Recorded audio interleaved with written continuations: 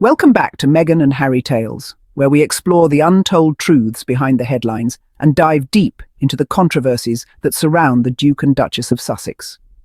Today, we're examining a story that has dominated the news recently, a tale of political scandal, double standards, and a glaring question. Why is Prince Harry, a man who has faced verified threats against his life, still denied police protection in the UK, while Taylor Swift, the pop superstar, was granted a blue light police escort during her summer shows at London's Wembley Stadium?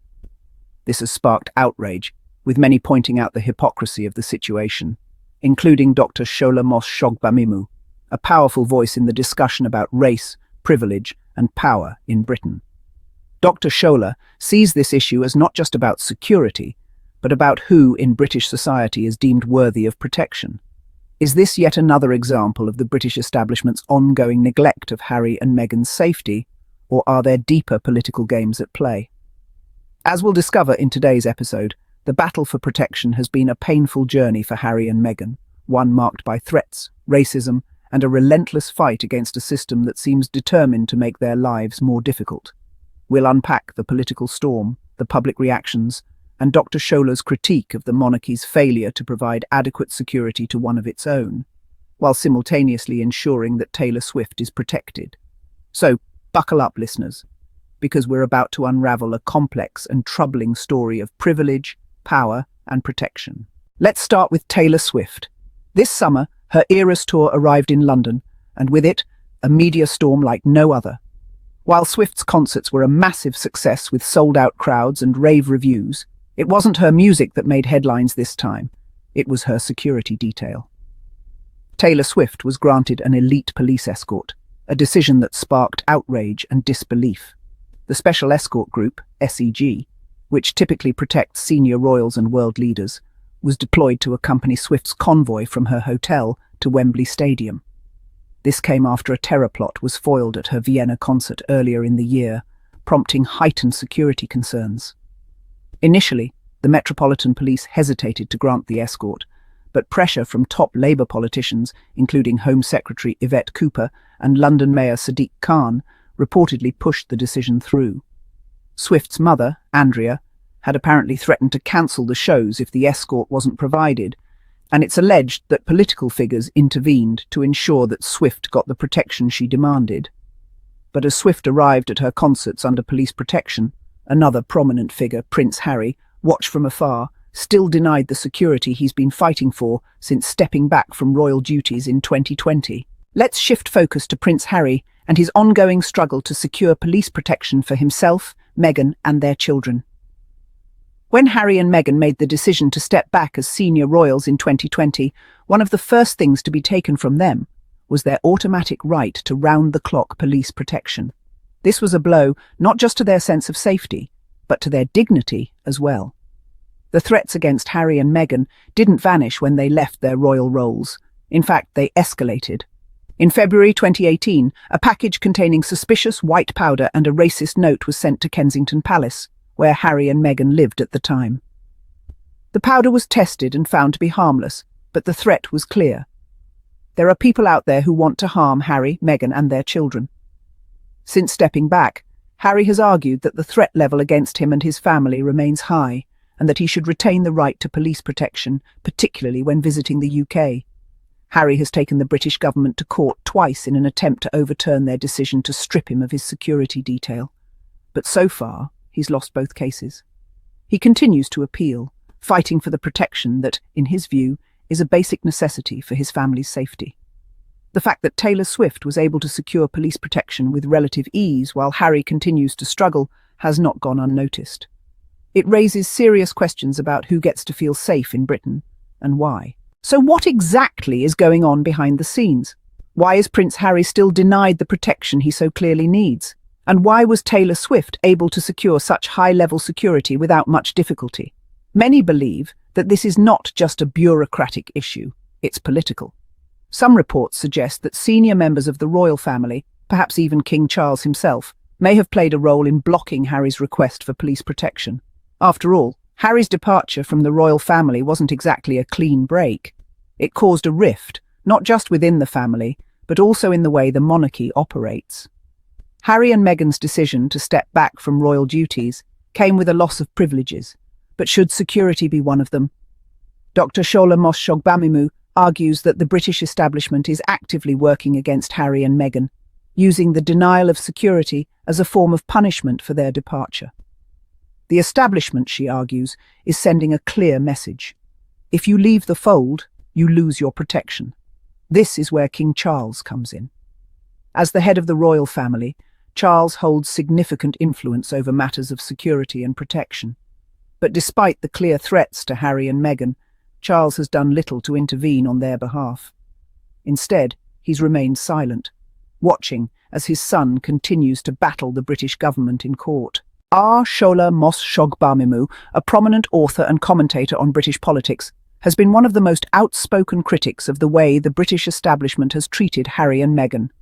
In her view, the denial of security is just another example of the systemic racism and bias that has plagued the couple since they first went public with their relationship. Dr. Shola has called the situation a double standard, pointing out that the same threats that warranted police protection for Taylor Swift are present for Prince Harry. In her interview with Newsweek, she was blunt. The same grounds that exist for giving Taylor Swift protection are the same grounds that exist for giving Prince Harry protection, especially since his reasons are long-standing. She goes further, describing the threats that Harry and Meghan face as a form of domestic terrorism. The hate they receive is not just from fringe groups. It's amplified by the tabloid press, and even by some elements within the British establishment itself. According to Dr. Shola, this is about more than just security. It's about power, privilege, and who gets to feel safe in Britain. It's impossible to talk about this controversy without addressing the stark difference in how the public perceives Taylor Swift versus how they perceive Harry and Meghan. Swift is a beloved pop star, adored by millions around the world. Her fan base, the Swifties, are fiercely loyal, and her every move is celebrated. In contrast, Harry and Meghan have faced an onslaught of negative press since their departure from royal life. In the UK especially, the tabloids have painted Harry and Meghan as traitors, casting them as selfish and ungrateful. Every move they make is scrutinised, every statement picked apart. This negative coverage has undoubtedly shaped public opinion, with many Brits believing that Harry and Meghan brought their troubles upon themselves by stepping back from royal duties. But Dr. Shola and others argue that this narrative is deeply unfair. The public's adoration of Taylor Swift and their skepticism of Harry and Meghan are rooted in a media campaign that has worked hard to discredit the Sussexes. It's worth asking, if Harry and Meghan had stayed in their royal roles, would they be facing the same threats? And if they hadn't been so relentlessly criticised by the British press, would public perception be different? To truly understand what's happening with Harry's security battle, we need to look at the historical context. The concept of the spare, a royal who isn't the heir but is still part of the monarchy, has always been fraught with tension. Throughout history, spare royals have often struggled with their place in the family, especially when it comes to the privileges they're granted. Take Princess Margaret, for example. As the younger sister of Queen Elizabeth II, Margaret was often overshadowed by her older sibling. While she enjoyed the trappings of royal life, she also faced restrictions that limited her freedom. Similarly, Prince Andrew, once considered a favourite son, has seen his privileges stripped away in recent years due to scandal. Harry's situation is unique in that he has chosen to step away from royal life, but the challenges he faces are not new. The British monarchy has always had a complicated relationship with its heirs, and Harry's fight for security is just the latest chapter in that long history. What does this controversy reveal about British society and the way it handles privilege and security?